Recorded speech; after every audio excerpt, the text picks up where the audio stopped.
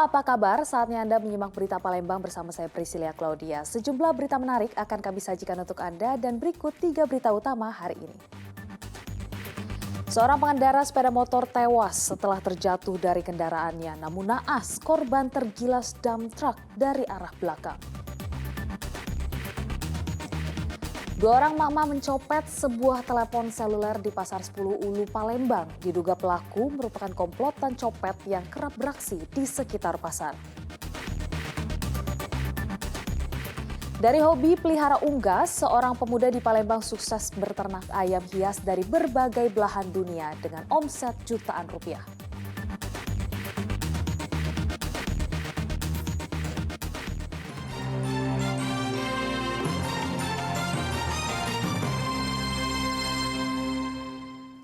Seorang pengendara sepeda motor terjatuh dari kendaraannya setelah berupaya mendahului kendaraan lain. Namun naas, korban tergilas dump truck dari arah belakang dan tewas di lokasi kejadian. Jasad pemuda yang belum diketahui identitasnya ini dilarikan polisi ke kamar jenazah Rumah Sakit Bari, Palembang.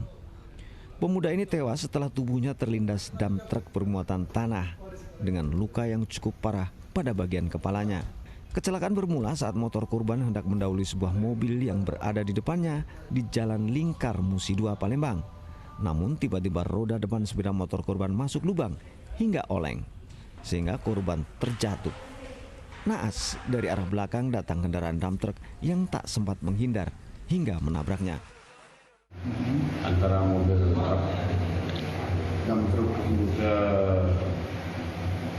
tabrak sepeda motor yang datang dari arah yang sama saat dari kendaraan lain kemudian terjatuh terlindas di bagian kepala.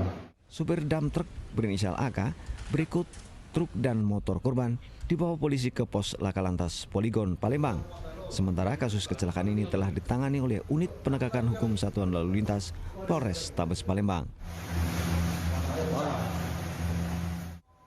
Didi Irwansyah melaporkan dari Kota Palembang.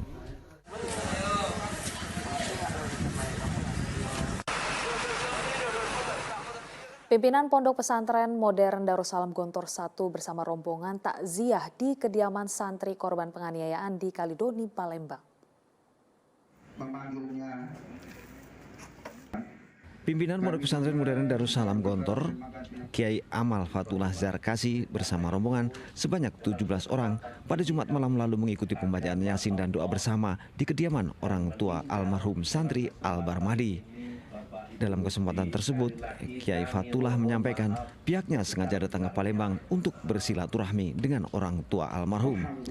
Kiai Amal juga mengucapkan bela sungkawa dan memohon maaf pada orang tua dan keluarga almarhum santri Albar Mahdi. Kiai Zarkasi berjanji pada orang tua almarhum akan memberikan fasilitas kepada kedua adik almarhum bila ingin mondok di pesantren Gontor dengan gratis hingga lulus. Karena kebetulan masih punya 2 adik lagi yang kita lihat ini, kami sampaikan bahwa keduanya ini kalau memang ibu berkenan akan kita terima menjadi santri Gontor, insya Allah gratis sampai tamat. Sementara Soimah, ibu dari almarhum Albar Mahdi, berterima kasih kepada Pondok Pesantren Gontor yang telah mendidik anaknya, meskipun Akbar Mahdi sudah tidak ada lagi. Terima kasih banyak atas didikannya selama ini. Meskipun anak saya sudah tidak ada lagi, saya mengucapkan terima kasih sekali. Saya masih berharap anak saya masih menerima ilmu di sana. Amin ya Allah. Amin. Sebelumnya pada Kamis 8 September, polisi melangsungkan autopsi terhadap jenazah Albar Mahdi, santri yang tewas diduga dianiaya di Pondok Pesantren Modern Darussalam Gontor. Autopsi berlangsung di TPUC Selayur, Kecamatan Kalidoni, Kota Palembang. Pelaksanaan otopsi dilakukan secara tertutup oleh tim forensik Rumah Sakit Bayangkara M. Hasan Palembang dan dokter dari Rumah Sakit Muhammad Hussein Palembang. Kasat Reskrim Polres Ponorogo AKP Nikolas Bagas Yudi Karunia menjelaskan hasil otopsi ini sangat penting untuk menetapkan status tersangka pelaku penganiayaan. Saat ini ada 2 orang terduga pelaku dan sedang menjalani pemeriksaan di Polres Ponorogo. Pak, memang harus menunggu hasil forensik ini baru kita bisa menetapkan tersangka. Ya, ini bagian dari upaya pembunuhan alat bukti secara ilmiah. Oleh karena itu harus kami lakukan. Sementara kuasa hukum korban mengatakan orang tua korban saat ini sudah bisa menerima kenyataan meninggalnya Albar Mahdi. Keluarga korban berharap dengan adanya otopsi, polisi segera menetapkan siapa saja tersangkanya. Saat ini Polres Ponorogo, Jawa Timur terus melakukan penyidikan untuk mengungkap kasus ini secara terang benderang. Yanuar Ikram melaporkan dari Palembang. Soimah, ibu santri yang meninggal di Pondok Pesantren Modern Gontor 1 masih dirundung kesedihan. Bahkan ia belum mampu masuk ke dalam kamar dan membuka paket pakaian putranya selama mondok. Orang tua Albar Mahdi, santri Pondok Modern Gontor 1 di Ponorogo, Jawa Timur yang diduga meninggal akibat dianiaya masih berduka. Bahkan sang ibu belum percaya anak sulungnya sudah meninggal dunia. Menurut ibu almarhum Soimah, dirinya bahkan belum bisa masuk ke dalam kamar sang anak dan membuka paket pakaian yang diantar pihak pesantren selama almarhum menjadi santri di sana. Soimah menceritakan bahwa Albar Mahdi adalah anak yang berprestasi sejak di sekolah dasar. Almarhum pernah meraih juara pidato bahasa Inggris, juara cerdas cermat, bahkan juara umum saat di sekolah dasar. Putranya mondok di pesantren modern Gontor karena keinginan sendiri, lantaran ingin memperdalam ilmu agama. Bahkan Albar juga bercita-cita ingin menjadi seorang dai sejak kecil. Selama di Gontor, almarhum tidak pernah mengeluh kepada orang tua dan hanya menunjukkan hasil prestasinya yang didapat di pondok pesantren. Penderitaan dia gak pernah diceritakan. Yang dia ceritakan cuma kebanggaan, prestasi dia. Nah, dia cerita yang buat ubinya sedih tak pernah dia. Namun harapan sang ibu kini sudah tiada. Putra kesayangannya itu telah pergi mendahulunya, meninggalkan kenangan prestasi yang membanggakan keluarga besarnya. Yanuar Ikram melaporkan dari Palembang.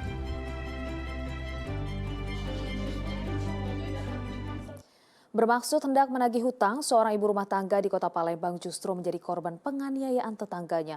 Korban terluka parah terkena sabetan senjata tajam. Video penganiayaan yang dilakukan seorang pria terhadap tetangganya, seorang ibu rumah tangga ini, terjadi di rumah pelaku di kawasan Tegal Binangun, Pelaju, Palembang. Pelaku dengan emosi membacok korban menggunakan sebilah parang. Akibatnya korban menderita luka cukup parah pada bagian telinga dan tangannya. Insiden penganiayaan berawal saat korban hendak menagih hutang kepada istri pelaku karena belum membayar cicilan. Namun istri pelaku menolak membayar sehingga keduanya pun bersitegang. Tiba-tiba pelaku yang baru datang di rumahnya mengusir korban dan menyerangnya dengan sebilah parang. Tidak, aku tidak mau bayar katanya ini. Nah, kata tidak kaca, nama itu nama aku jadi jelek kataku. Kan sudah perjanjian, aku nolong ikhlas jangan lillahi ta'ala tanpa imbalan apapun, nolong kau supaya jangan terlilit utang. Jadi aku bantu. Nah ternyata kayak ini pembayaran kau ini ke macet ke kataku, namanya jelek. Nah dari tidak ada. Tumpah kakaknya datang ke ruangan itu, pergilah. Nah apa aku nak pergi? Aku pergi kataku, aku tidak mau nak di sini. Asalnya itu dapat dulu kataku. Aku pergi, tidak lah, aku nak lama-lama di sini. Pergilah. Aku nggak tahu itu senjata bahaya. Keluar, mundur. Nah sudah setengah munduran itu, nah pergilah. Nah kataku, itu dibacoknya, terus entah itu Allah masih lindungin atau apa. Tidak, semata songkot itu baik, tidak ada apa-apa. Dibabat-babatnya lagi, kalau terkena pertama kuping. Berbekal rekaman video amatir yang dimiliki, korban telah melaporkan kasus penganiayaan ini ke polisi.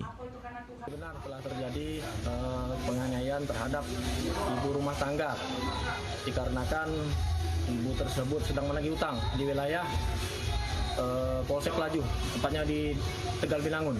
Pelaku yang diketahui bernama Fikri usai kejadian menghilang dari rumahnya.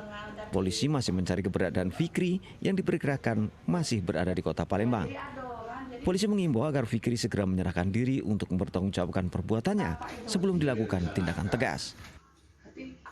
Didi Irwansyah melaporkan dari Kota Palembang. Aksi dua orang emak-emak mencopet sebuah telepon seluler di Pasar 10 Ulu Palembang terekam kamera pengawas CCTV. Diduga para pelaku merupakan komplotan copet yang kerap beraksi di sekitar pasar. Dalam rekaman kamera pengawas CCTV ini, dua orang perempuan mengenakan kerudung mendekati seorang ibu yang sedang berbelanja di Pasar 10 Ulu Palembang. Kemudian salah satu pelaku berpura-pura belanja. Namun di saat korbannya lengah, pelaku dengan cepat mengambil sebuah telepon seluler yang berada di saku korban dan memberikan ke rekannya yang sudah menunggu. Korban mengetahui telepon genggamnya hilang setelah setengah jam meninggalkan kios bumbu. Awalnya korban mengira telepon genggamnya tertinggal di salah satu kios yang disinggahi. Tetapi setelah pemilik kios membuka rekaman CCTV, barulah diketahui ibu tersebut menjadi korban pencopetan. Aku tanya udah berapa lama belanja? Oh, setengah jam yang lalu. Coba aku buka kamera CCTV. Setelah aku buka kamera CCTV, memang benar barang itu bukan tinggal di rumah, bukan kececer tapi dicopet. Itu. Ya. Lihat dari rekaman CCTV itu ibu-ibu itu yang copetnya. Sepertinya ya. Orang bapak itu, Pak. Kalau dilihat itu sepertinya orang luar. Sering kita lihat di sini ibu-ibu itu. Kalau ibu-ibu itu jarang, tapi memang rata-rata pencopet yang di Pasar 10 rata-rata ibu-ibu. Diduga para pelaku merupakan kawanan emak-emak pencopet yang kerap beraksi di seputaran Pasar 10 Palembang. Sebab sudah banyak laporan warga yang berbelanja menjadi korbannya. Meski aksi para pelaku sudah sangat meresahkan, sampai kini belum satu pun dari komplotan ini tertangkap polisi. Didi Irwansyah melaporkan dari Kota Palembang.